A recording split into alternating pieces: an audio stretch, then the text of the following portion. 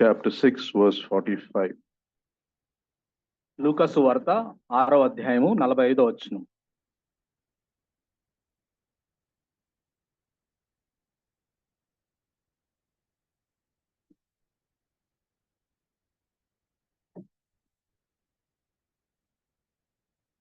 The good man brings good things out of the good stored in his heart, and the evil man brings evil things out of the evil stored in his heart. For out of the overflow of the heart, his mouth speaks. Let's just commit God's word. Father, we commit your precious word. Be with us, your servants, and Lord, may we be led by you through this time. Thank you, Lord, in Lord Jesus' most precious name we pray. Amen. Here a picture is given about the heart. ఇక్కడ హృదయానికి సంబంధించిన దృశ్యం ఇవ్వబడింది. Heart is something that can be filled. Imagine a jug which you can pour something. ఒక jug తీసుకున్నట్లయితే అందులో మనం ఏదైనా పోస్తాం పానీయాన్ని. And when the jug gets full, what happens? It overflows, right? ఆ విధంగా జగ్గులో మనం నీటిని లేదా ఏదైనా ద్రావకాన్ని నింపుతూ ఉన్నప్పుడు అది పొంగి పొరలుతుంది.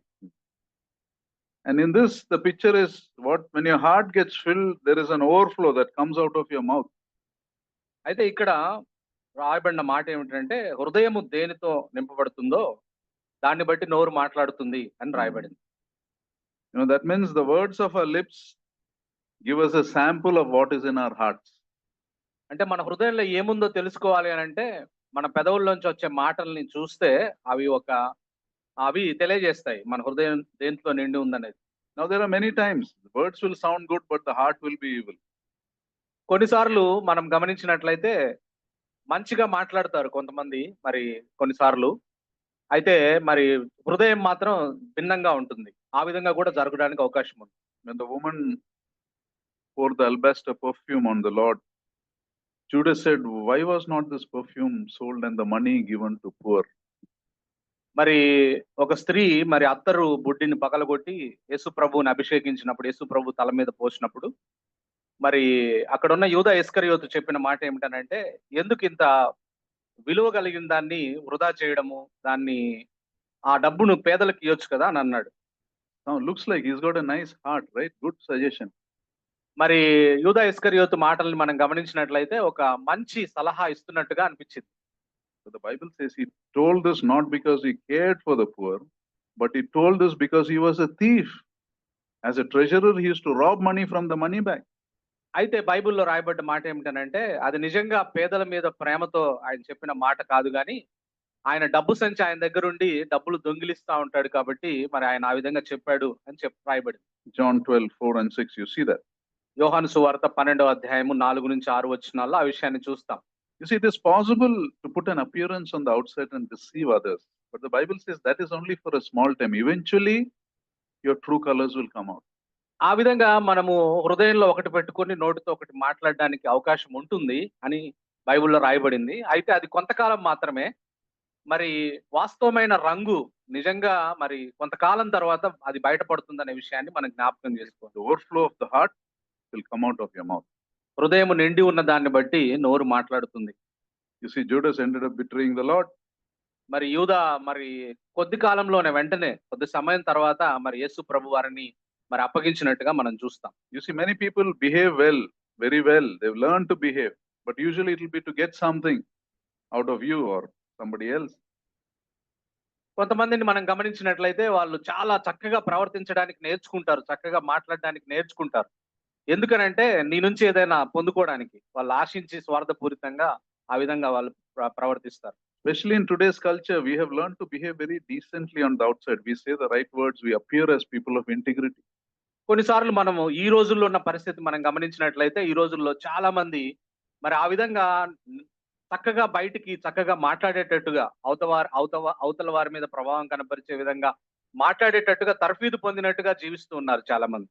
But our inner thoughts will be very different. అయితే వాళ్ళ లోపల ఉన్న ఆలోచనలు, హృదయంలో ఉన్న ఆలోచనలు చూస్తే అవి చాలా వేరుగా ఉంటాయి. వాళ్ళ ప్రవర్తనకి వారి హృదయానికి చాలా వేరుగా ఉంటుంది. Which others cannot make out easily. ఇతరులు వారిని సులువుగా గుర్తించలేని విధంగా ఉంటారు. But in our unguarded moments, these words come out. అయితే కొంచెం అజాగ్రత్తగా మరి ఉన్న పరిస్థితుల్లో హృదయం నిండి ఉన్న దాన్ని బట్టి నోరు ఖచ్చితంగా మాట్లాడుతుంది. Usually in front of people who are close to us or in front of people who stay with us, or they know our hearts. Whatever we talk outside, they know our hearts. కాబట్టి సాధారణంగా మన చుట్టూ ఉన్నవారు, మనకు దగ్గరగా సంబంధంలో ఉన్నవారు మన నోట్లోంచి ఎలాంటి మాటలు వస్తే వాళ్ళకి తెలుసు, బాగా అర్థమవుతుంది. Sometimes a boy and a girl falls in love and get married. కొన్నిసార్లు ఒక అబ్బాయి అమ్మాయి ప్రేమలో పడి ఆ తర్వాత పెళ్లి చేసుకున్నారు అనుకుందాం. Before they are married, when they meet, the girl will notice that this boy has a tendency of, let's say, bad words. He uses bad language. అంతకు ముందే వారు ప్రేమలో ఉన్నారు కాబట్టి వాళ్ళు కలుసుకున్నప్పుడు ఈ అమ్మాయికి తెలుసు అబ్బాయి నోట్లోంచి తప్పుడు మాటలు వస్తాయి, చెడు మాటలు వస్తాయి అనే విషయం. But she convinces herself, saying that that's the way he talks, but he's not really like that. అయితే ఆ అమ్మాయి తనను తాను ఏమని సముదాయించుకుంటుందంటే, కొన్నిసార్లు చెడ్డ మాటలు వస్తున్నాయి కానీ అటువంటి వాడు కాదు ఈయన అని తనను తాను సముదాయించుకోవడానికి ప్రయత్నం చేస్తుంది. Then she marries him and then realizes after a few weeks it's fully rotten inside. అయితే పెళ్లి చేసుకున్న తర్వాత ఆ అమ్మాయికి అర్థమైపోతుంది తను పెళ్లి చేసుకున్న వ్యక్తి హృదయంలో ఎటువంటి భయంకరమైన విషయాలు ఉన్నాయి అనే విషయం. And one life is messed up. ఆ విధంగా మరి తను చేసినందువల్ల, మరి దాన్ని పట్టించుకోనందువల్ల, చెడు మాటలు పట్టించుకోనందువల్ల తన సంసార జీవితం గందరగోళంగా మారిపోతుంది. Because she ignored that small warning. ఎందుకనంటే తను ఆ చిన్న హెచ్చరికను, మరి అతని నోటి నుంచి వచ్చే చెడు మాటల హెచ్చరికను తను పట్టించుకోలేదు. Impurity coming out of your mouth is indicative of a heart full of impurity. అపవిత్రత మన నోట్లోంచి బయటకు వస్తుందంటే మన హృదయం అంతా అపవిత్రతతో నిండి ఉందని అర్థం. That's what it says. Out of the abundance of the heart, the mouth speaks. అందుకనే ఇక్కడ రాయబడిన మాట ఏమిటంటే, హృదయము నిండి ఉన్న దాన్ని బట్టి నోరు మాట్లాడుతుంది అని. Be careful about the friendships, or tell our children about the friendship. If the bad language is coming out of a person's mouth, don't think he's only speaking bad language, but he's a good person inside. Never think like that. కాబట్టి ఏదైనా ఒక వ్యక్తి నుంచి మన పిల్లలు స్నేహం చేసేటప్పుడు కూడా మనం ఈ విషయంలో తల్లిదండ్రులుగా జాగ్రత్త కలిగి ఉండాలి. ఒక వ్యక్తి నోట్లోంచి తప్పుడు మాటలు, చెడు మాటలు వస్తున్నాయనంటే ఆయన మంచివాడే కానీ అప్పుడప్పుడు అలా మాట్లాడతాడని మాత్రం ఆలోచించకండి. Sinful words indicate a sinful heart. ఒక పాపపు మాటలు నోట్లోంచి వస్తున్నాయంటే అది పాపపు హృదయానికి సూచనగా ఉందనే విషయాన్ని మనం గుర్తించాలి. One man of God said, when the heart is on fire, the sparks will come out. You can see the sparks from the mouth. ఒక ఆయన చెప్పిన మాట ఏమిటనంటే, మరి హృదయం మండుతూ ఉన్నట్లయితే ఆ నిప్పు కణికలు ఆయన లోపల నుంచి బయటికి రావడం మనం చూస్తామని చెప్పాడు. Now I'm not saying your words reveal whether you're saved or not. I'm not talking of that. నీ మాటలు నువ్వు రక్షించబడ్డావా లేదా అనే విషయాన్ని తెలియజేస్తాయని నేను చెప్పట్లేదు. Salvation is through belief in the Lord Jesus Christ, nothing else. రక్షణ పొందడం ఎలా అంటే యేసుక్రీస్తు ప్రభునందు విశ్వాసం ఉంచడం ద్వారా రక్షించబడతాం, ఇంకా మరేది కాదు. You go to heaven only by the grace of God. I'm not talking of that. మనం పరలోకానికి వెళ్ళేది కేవలం దేవుని కృప ద్వారా మాత్రమే, దాని గురించి నేను మాట్లాడట్లేదు. But be alert. If wrong language comes out of your mouth, that means you're acting like an unbeliever. So you're in a dangerous position. You are not sure, others are not sure about your salvation. కాబట్టి మన నోట్లోంచి తప్పుడు మాటలు వస్తున్నాయనంటే నిన్ను నువ్వు పరీక్షించుకోవాల్సిన అవసరత ఉంది. మనం ప్రమాదంలో ఉన్నామేమో అనే విషయం మనం పరిగణించాల్సిన అవసరత ఉందనే విషయాన్ని నేను గుర్తు చేస్తున్నాను. Sometimes you get to know the heart of a person by just listening how he responds to some questions. కొన్ని ప్రశ్నలకు ఎవరైనా ప్రతిస్పందించే విధానాన్ని చూస్తే ఆయన ఎటువంటి వ్యక్తి అనే విషయం మనకు అర్థమైపోతుంది ఆయన ప్రతిస్పందనల ఆధారంగా. For example, you want to go to a certain place in Secunderabad and you ask a person, where is this place? ఒకవేళ సికింద్రాబాద్ వెళ్ళాలని మరి నువ్వు అనుకొని ఒక వ్యక్తిని ఈ సికింద్రాబాద్ ఎక్కడుంది అని అడిగావు అనుకుందాం. One person may say it is near such and such a church. ఒక వ్యక్తి అంటాడు అది పలాని సంఘం దగ్గర ఉండే ఏరియాని సికింద్రాబాద్ అంటారండి అని అంటాడు. Another person may say it is near such and such a cinema theater. ఇంకొక వ్యక్తి అంటాడు పలాని థియేటర్ ఉంది కదా, సినిమా థియేటర్, దాని పక్కన ఉండే ఆ స్థలాన్ని సికింద్రాబాద్ అంటారని అంటాడు. Not Secunderabad, a place in Secunderabad, a shop in Secunderabad. ఆ సికింద్రాబాద్ లో ఉండే ఆ స్థలం అక్కడ ఉంటుందని చెప్తాడు. Another person may say it is near such and such a bar and restaurant. ఇంకొక వ్యక్తి అంటాడు ఆ స్థలం అదిగోండి ఆ బార్ అండ్ రెస్టారెంట్ పక్కన ఉంటది కదా అది ఆ స్థలం అని అంటాడు. So the way he answers, sometimes you can make out where their thoughts are going. కాబట్టి వాళ్ళు చెప్పే సమాధానాన్ని బట్టి మనకు అర్థమవుతుంది వాళ్ళ మనసు దేని మీద కేంద్రీకృతం అవుతుంది అనే విషయం. Your speech often betrays us. కొన్నిసార్లు మన మాటలు మనల్ని పట్టిస్తాయి. what is getting collected in your heart will come out of your mouth. మన హృదయం దేంతో నిండి ఉంటుందో అది మన నోరు మాట్లాడుతుంది. Sometimes a proud heart, if you tell him or her something, let's say you told them about a trip that you're taking or a holiday that you went, they will immediately tell you of another holiday they went. A proud person is that their style. కొన్నిసార్లు గర్వంతో నిండిన వాళ్ళు మరి ఉంటారు. వాళ్ళకు నువ్వేదైనా నేను పలాని ప్రాంతానికి నేను ట్రిప్ గా వెళ్ళానండి, అక్కడికి విహారయాత్రకు వెళ్ళానని నువ్వు చెప్పడం పూర్తి కాకముందే నేను కూడా వెళ్ళానని చెప్తారు వాళ్ళు. నేను కూడా విహారయాత్రకు వెళ్ళానని చెప్తారు. And suppose there's someone who keeps on complaining, keeps on telling of the problem, that shows a heart that has no contentment. కొంతమంది ప్రతిదీ ఫిర్యాదు చేస్తానే ఉంటారు. ఉదయం లేచిన దగ్గర నుంచి ఫిర్యాదు చేస్తానే ఉంటారు. వాళ్ళ హృదయం మనం ఏ విధంగా చెప్పొచ్చు అంటే సంతృప్తి లేని హృదయం. కాబట్టి వాళ్ళు పొద్దాకుల ఫిర్యాదులు చేస్తానే ఉంటారనే విషయం మనం అర్థం చేసుకోవచ్చు. Some people talk of only land, this land is increasing, this property is increasing, all those kind of things. That shows a heart of greed.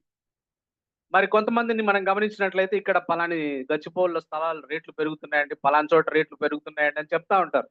అంటే వాళ్ళకున్న దురాశని మరి ఆ మాటలు తెలియజేస్తా ఉంటాయి. I'm not saying you need to talk about God all the time, but if the talk about God never enters your vocabulary and other things are occupying you, that means you're a worldly person.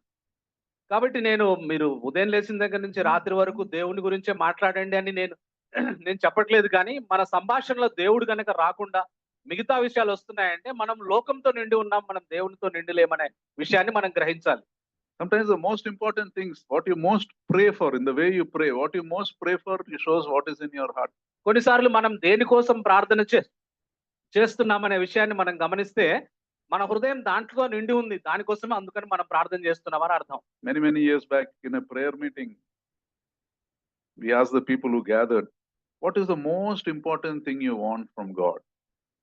కొంతకాలం క్రితం, కొన్ని సంవత్సరాల క్రితం మరి ప్రార్థన కొరకు అందరు సమావేశమైనప్పుడు అక్కడ మేము వేసిన ఒక ప్రశ్న ఏమిటనంటే అన్నిటికంటే ఎక్కువ ప్రాముఖ్యమైనది ఏది నువ్వు కావాలని కోరుతున్నావు, దేవుడు చేయాలని కోరుతున్నావు అని అడిగాం. One lady, without even thinking, she said, I want my son to go to Canada.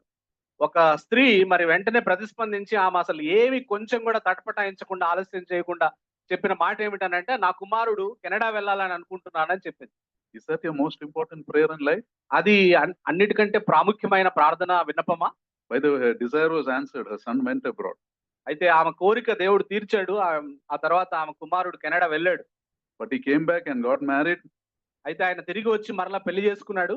And in that marriage there was a mother-in-law, daughter-in-law were not getting along well. This lady who prayed and her daughter-in-law. కాబట్టి ఆ తర్వాత మరి ఆయన పెళ్లి చేసుకున్నాడు. Canada నుంచి వచ్చిన తర్వాత పెళ్లి చేసుకున్న తర్వాత అత్తా కోడలికి మరి పొసగని సమస్య ఏర్పడింది. Now, as an analysis, you can't change that past, but what should she have prayed that day? What should have been the most important thing for her to pray?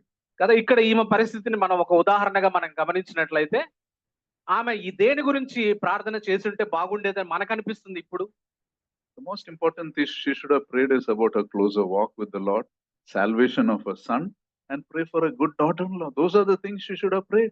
కాబట్టి ఆమె ఒకవేళ కెనడా పోవాలని గనక ఆ మాట ప్రార్థన చేయకుండా తను దేవునితో చక్కగా నడవాలని ప్రార్థన చేస్తుంటే బాగుండేది. తన కొడుకుకు నిజమైన రక్షణ రావాలని ప్రార్థన చేస్తుంటే బాగుండేది.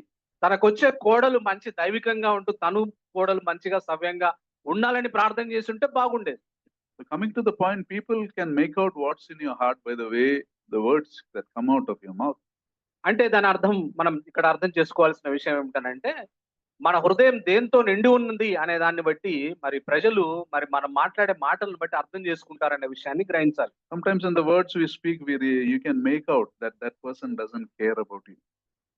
కొన్నిసార్లు అవతల వ్యక్తి మనం మాట్లాడుతున్న మాటలను బట్టి అవతల వ్యక్తి నేను చాలా నిర్లక్ష్యపరుస్తున్నాడు, నిన్ను పట్టించుకోవడం అనే విషయం మనం అర్థం చేసుకోవచ్చు. Some people are like that. As long as they get what they want, they won't care about what others go through.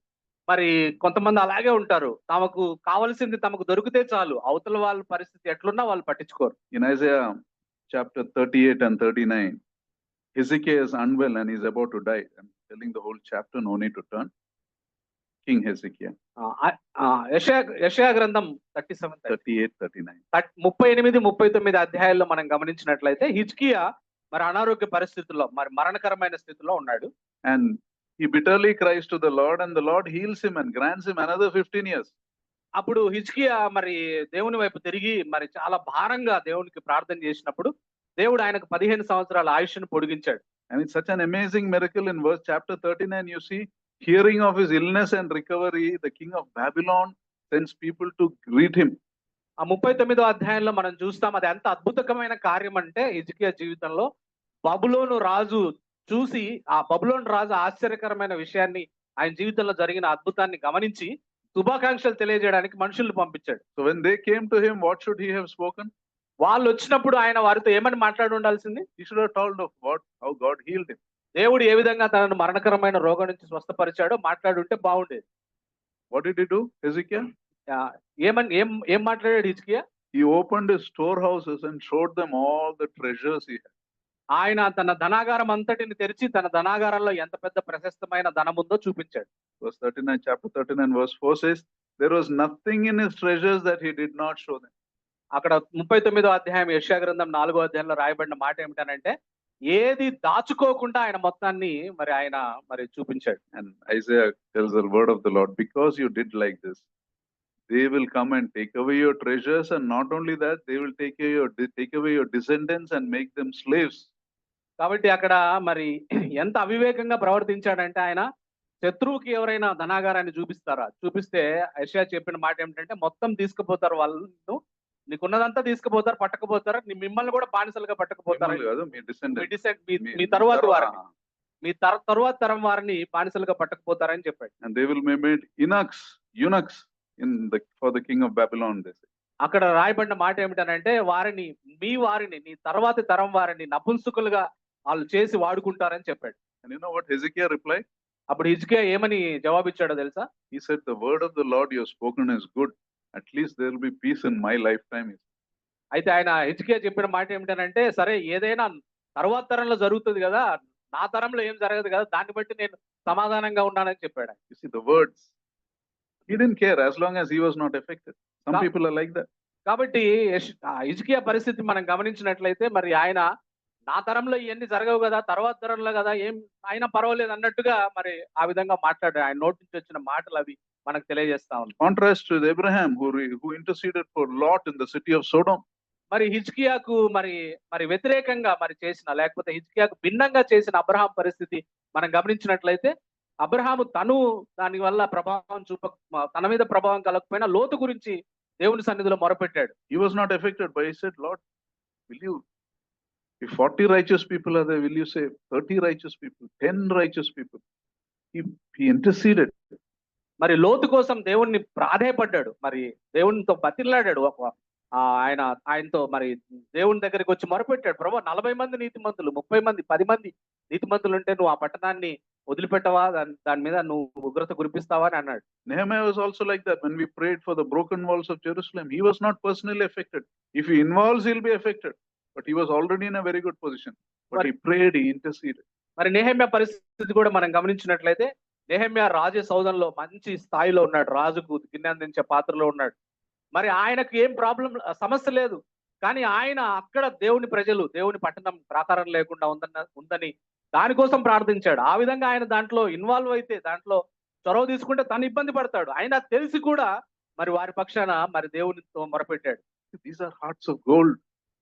ఇవి బంగారం వంటి హృదయాలు అబ్రహాముది, ఈయన నెహెమ్యాది. Moses he was also a man with a godly golden heart. Once God told him in Exodus 32:9, he said, I will destroy these Israelites and I will make you a great nation. మోషే కూడా ఇటువంటి బంగారు హృదయం, సువర్ణమైన హృదయం కలిగిన వాడు.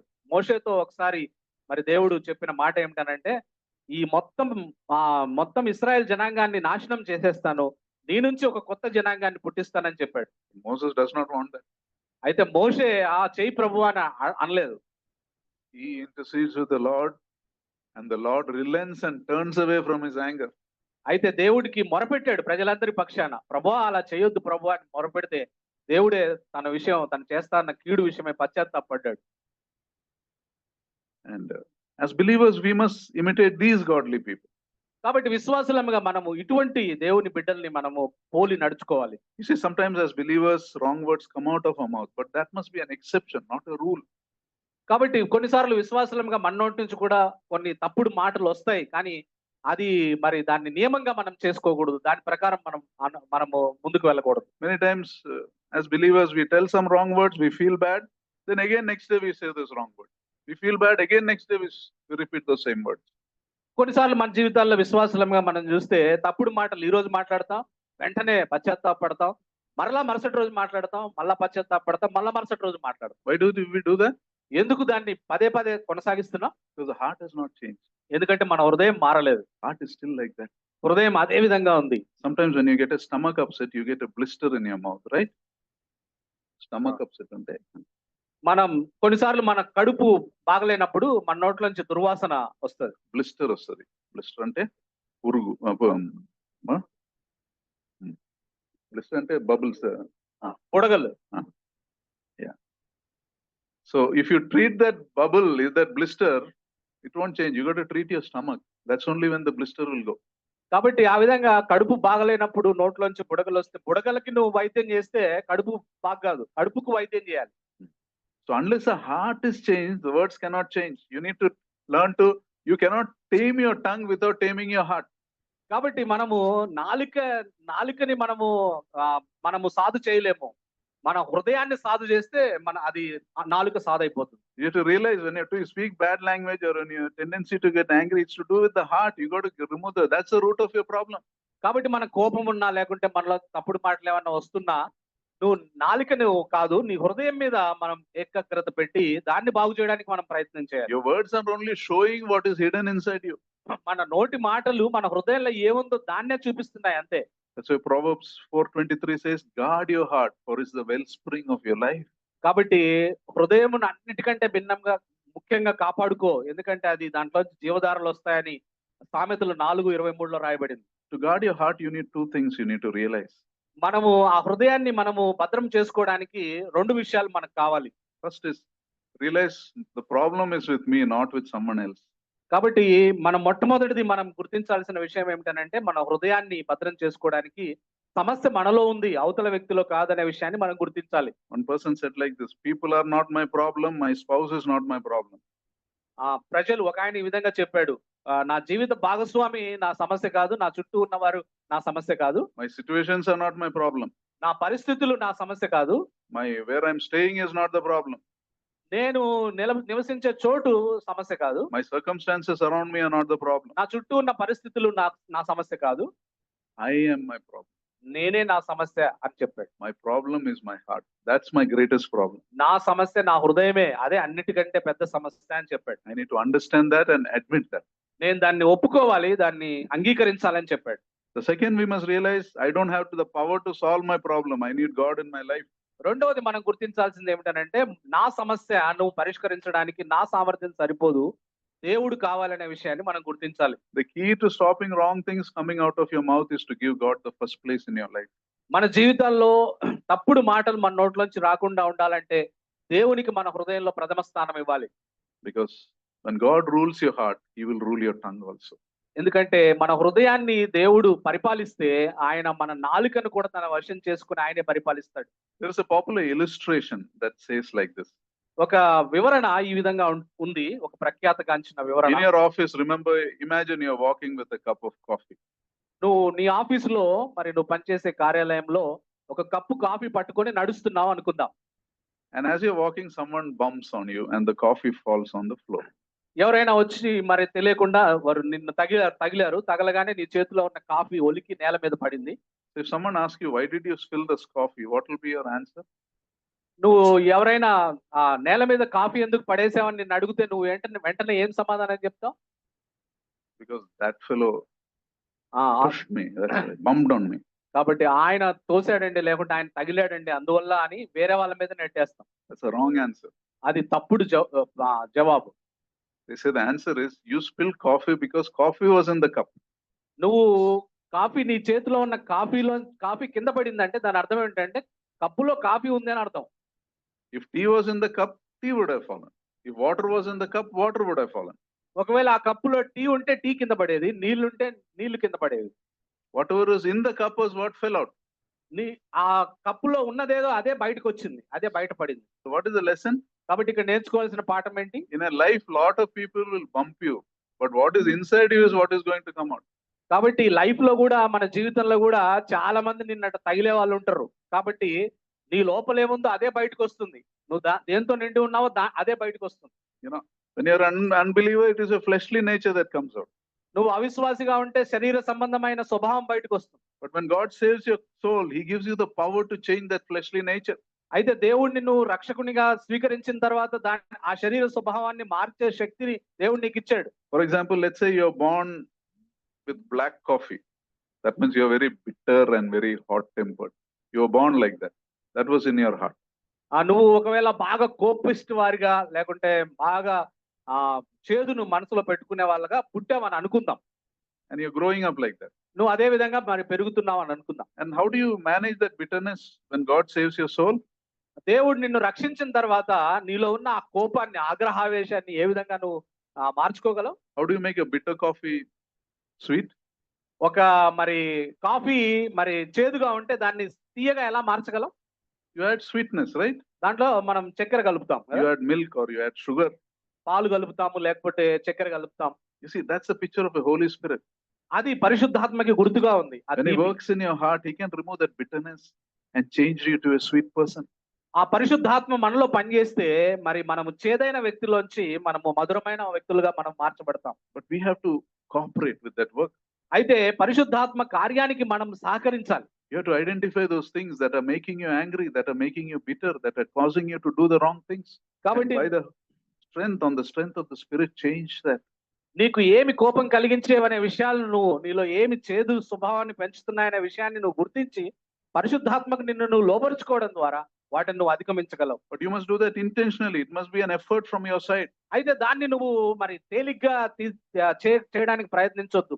గట్టిగా దృఢంగా బలంగా చేయడానికి ప్రయత్నించాలి. When you focus on something, it will improve.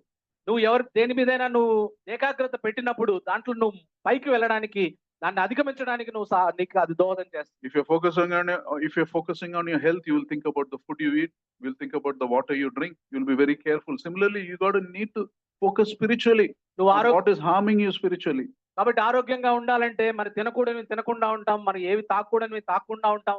అదే విధంగా మనం ఆత్మీయంగా బలంగా ఉండాలంటే మనం చేయకూడనివి, మనం దూరంగా ఉండాల్సినవి చేయడానికి ప్రయత్నం చేయాలి. And as you submit, you will see by God's grace you are changing. నువ్వు ఆ విధంగా లోబడుతూ ఉన్నప్పుడు ఆ విషయంలో దేవుడు నిన్నులో మార్పు తీసుకురావడానికి నువ్వు చూస్తావు. You know, Psalmist says in Psalm 141:3, he says, "Set a guard over my mouth, O Lord," he says. ప్రభువా నా నోటికి కావలి ఉంచుమని కీర్తనకారుడు మరి చెప్పిన విషయాన్ని మనం చూస్తాం. That means, Lord, teach me not to tell everything that comes into my mind. అంటే దాని అర్థం ఏమిటంటే నా మనసుకు వచ్చిందంతా నేను నోటి ద్వారా మాట్లాడకుండా నాకు సహాయం చేయి, నాకు నేర్పించని అర్థం. Teach me to speak what you want me to speak. నువ్వు ఏం మాట్లాడాలని కోరుతున్నావో అదే మాట్లాడడానికి నాకు నేర్పించని అడగడం. And as you practice that, you really realize that God has changed you. Now you don't feel like saying a bad thing. కాబట్టి ఆ విధంగా నువ్వు ప్రయత్నం చేస్తూ ఉన్నప్పుడు నిజంగా తప్పుడు మాటలు మాట్లాడాలని కూడా అనిపించదు నీకు కొంతకాలం తర్వాత. There was a believer in England. He was a prime minister. His name was William Gladstone. William గ్లాడ్స్టన్ అని మరి ఇంగ్లాండ్ లో ఒక ప్రధానమంత్రి ఉండేవాడు గతంలో. At one point, he was a finance minister. ఒకనొక సందర్భంలో ఆయన ఆర్థిక శాఖ మంత్రిగా ఉన్నాడు. And before he was going to present the budget, you have the budget, right?